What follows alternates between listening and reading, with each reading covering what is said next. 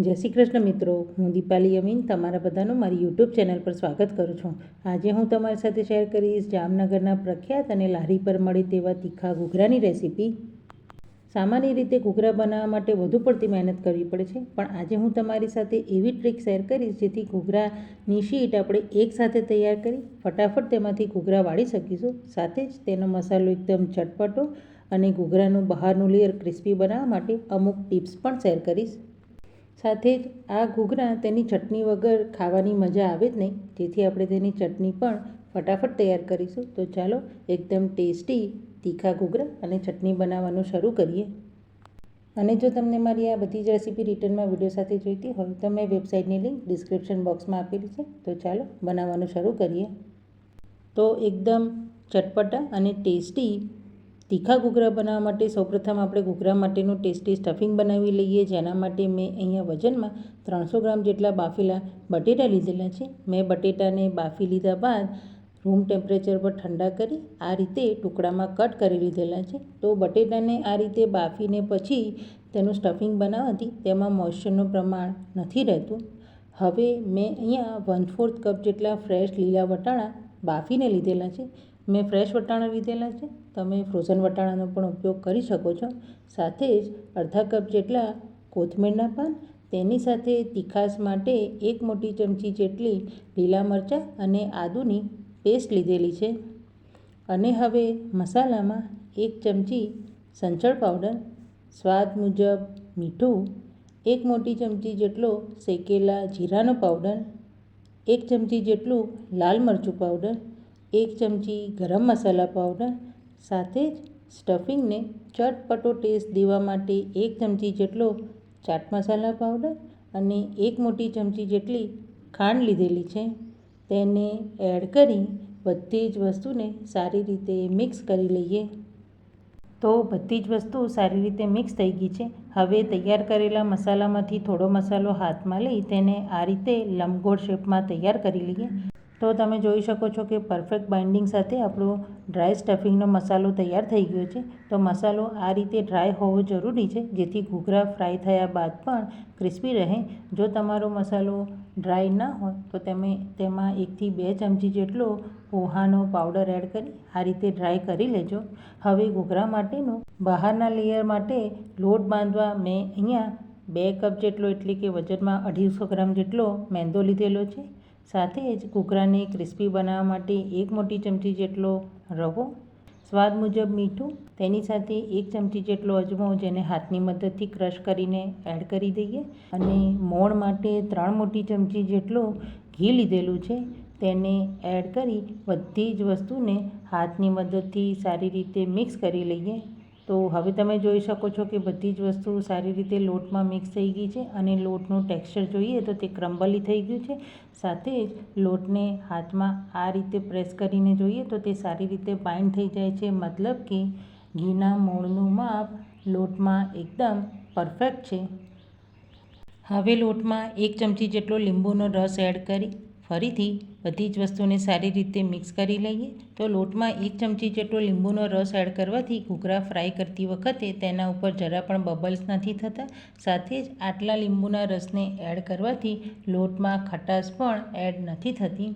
હવે લોટ બાંધવા માટે મેં અહીંયા 1 કપ જેટલું ઠંડુ પાણી લીધેલું છે, તેને થોડું થોડું એડ કરતા જઈ ઘૂઘરા માટેના બહારના લેયરનો થોડો કઠણ લોટ બાંધી લઈએ। તો તમે જોઈ શકો છો કે મેં લોટને બાંધી લીધેલો છે અને આ રીતનો લોટ બાંધવા માટે મારે ફક્ત અડધા કપ જેટલા પાણીની જરૂર પડેલી છે। હવે તૈયાર થયેલા લોટ ઉપર 1 ચમચી જેટલું તેલ એડ કરી લોટને સારી રીતે મસળી લઈએ।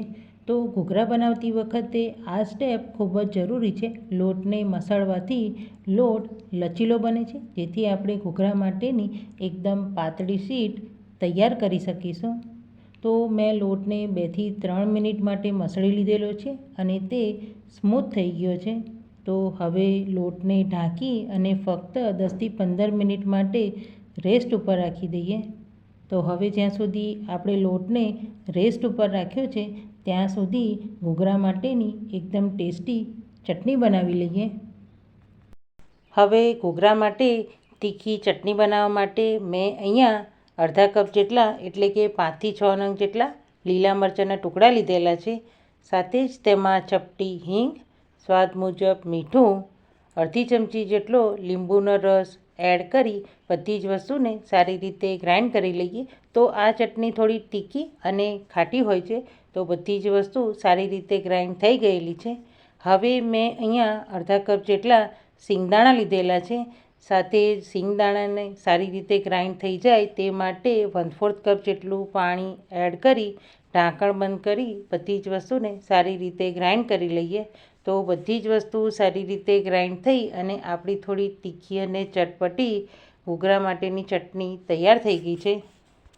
અને હવે લસણની ચટણી બનાવવા મેં અહીંયા 10થી 12 નંગ જેટલા કશ્મીરી સૂકા લાલ મરચાંને થોડીવાર માટે ગરમ પાણીમાં પલાળી લીધેલા હતા. તો મરચાંને થોડા ગરમ પાણીમાં પલાળવાથી તે સોફ્ટ થઈ જાય છે. સાથે જ તેમાં તીખાશનું પ્રમાણ પણ ઓછું થઈ જાય છે. તેની સાથે પલાળેલા મરચાંના આ પાણીનો ઉપયોગ આપણે ગ્રાઇન્ડ કરવા માટે નથી કરવાનો, કેમ કે તેમાં તીખાશ રહેલી હોય છે.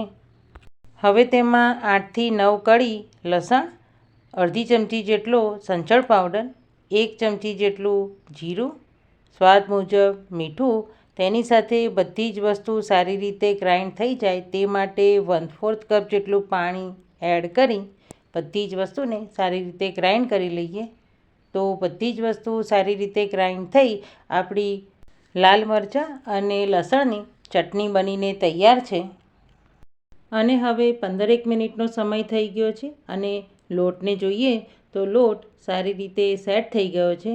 હવે છરીની મદદથી તેને 2 ભાગમાં કટ કરી એક ભાગને વણવા માટે લઈ લઈએ અને બીજા ભાગને કપડાથી ઢાંકી દઈએ, જેથી તે ડ્રાય ન થઈ જાય. હવે લુવાને પ્લેટફોર્મ પર રાખી વેલણની મદદથી મોટી સાઇઝની પતલી શીટ વણી લઈએ. તો મેં મોટી શીટને વણી લીધેલી છે. હવે ઘરમાં રહેલ વાટકી કે પછી ઢાંકણની મદદથી રાઉન્ડ શેપમાં તેને કટ કરી લઈએ. તો રાઉન્ડ શેપમાં પૂરીને મેં કટ કરી લીધેલી છે. હવે વધારાના લોટને લઈ લઈએ. તો તમે જોઈ શકો છો કે ઘૂઘરા માટે એકસાથે 5 શીટ વણાઈને તૈયાર થઈ ગઈ છે.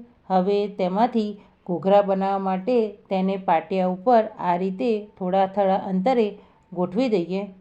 હવે ઘૂઘરા સારી રીતે સ્ટીક થઈ જાય તે માટે મેં અહીંયા થોડું પાણી લીધેલું છે. તો હાથની આંગળીઓને પાણીવાળી કરી તેની કિનારી પર આ રીતે લગાવી દઈએ, જેથી ઘૂઘરા સારી રીતે સ્ટીક થઈ જશે.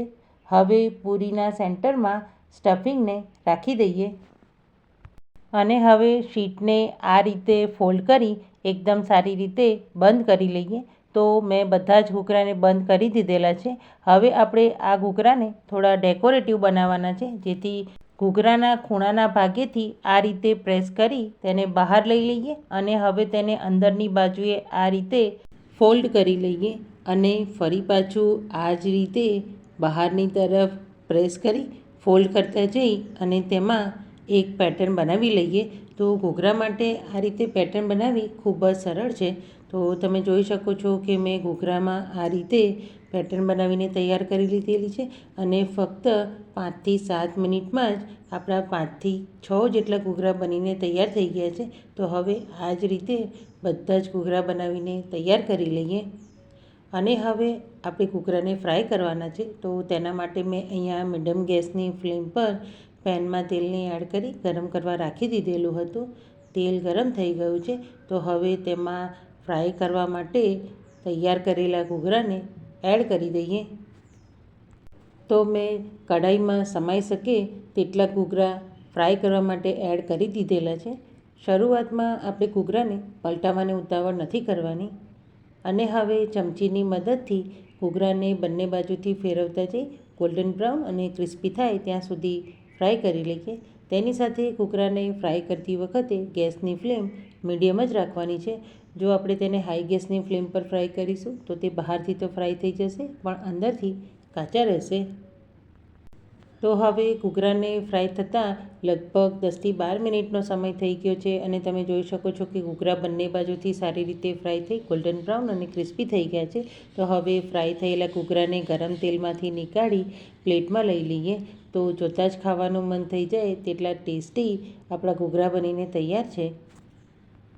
તો મેં બધા જ ઘૂઘરાને ફ્રાય કરી દીધેલા છે અને આપણા મિનિટોમાં ઘૂઘરા બનીને તૈયાર થઈ ગયા છે. તો એકવાર આ ટ્રીક સાથે તમે પણ તેને જરૂરથી ટ્રાય કરજો. તો હવે તૈયાર થયેલા ઘૂઘરાને સર્વ કરી લઈએ. મેં આ ઘૂઘરાને આપણે તૈયાર કરેલી તીખી ચટણી, લસણની ચટણી અને ગળી ચટણી સાથે સર્વ કર્યા છે. ગળી ચટણી બનાવવાની રેસીપીની લિંક મેં આઈ બટન અને ડિસ્ક્રિપ્શન બોક્સમાં આપેલી છે, તો તમે ત્યાં જઈ તે રેસીપી જોઈ શકો છો. તો જોઈને ફ્રેન્ડ્સ તમે કે મસાલા ઘૂઘરા ઘરે બનાવવા કેટલા સરળ છે. તો તમે પણ એકવાર આ રીતે ટ્રાય કરી તમારો એક્સપિરિયન્સ મને કમેન્ટ સેક્શનમાં જરૂરથી બતાવજો. આ ઘૂઘરા ટેસ્ટમાં ખૂબ જ સરસ બને છે, બધાને ખૂબ જ ગમશે. અને જો તમને મારી રેસીપી રિટર્નમાં વિડીયો સાથે જોઈતી હોય તો મેં વેબસાઇટની લિંક ડિસ્ક્રિપ્શન બોક્સમાં આપેલી છે. અને જો તમને મારી આજની આ રેસીપીનો વિડીયો પસંદ આવ્યો હોય તો તમારા ફેમિલી ફ્રેન્ડ સાથે શેર કરી મારી ચેનલને લાઇક, કમેન્ટ કરી સબસ્ક્રાઈબ જરૂરથી કરજો. Thank you.